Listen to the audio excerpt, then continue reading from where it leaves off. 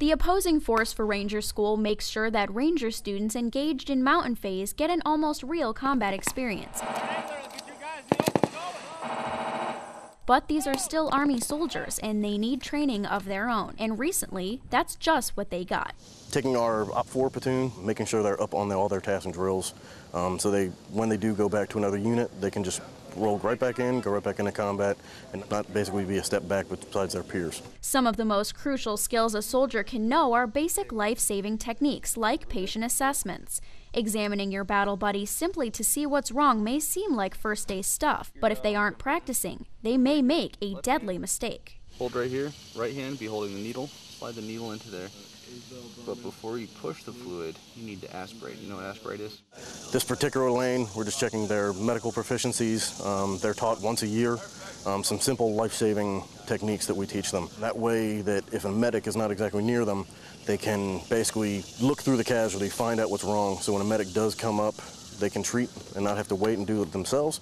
And also, it's just a way to help the medic out, just save lives a little quicker. In addition to medical training, the Op 4 soldiers receive practical training like simply learning how to tie knots and how to get their squads from A to B.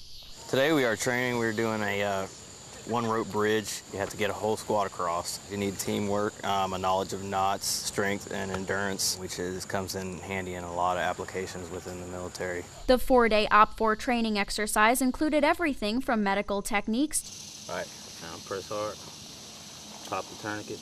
To maneuvering squads. Even though their job year-round is to be an opposing force, getting their own training is still challenging. You have a bunch of guys that haven't had the opportunity to really apply these skills. It's physical. It looks like a short lane and you can underestimate it, but when you get out there and you have all that weight and all your equipment on and you're maneuvering your guys, it can be a smoker.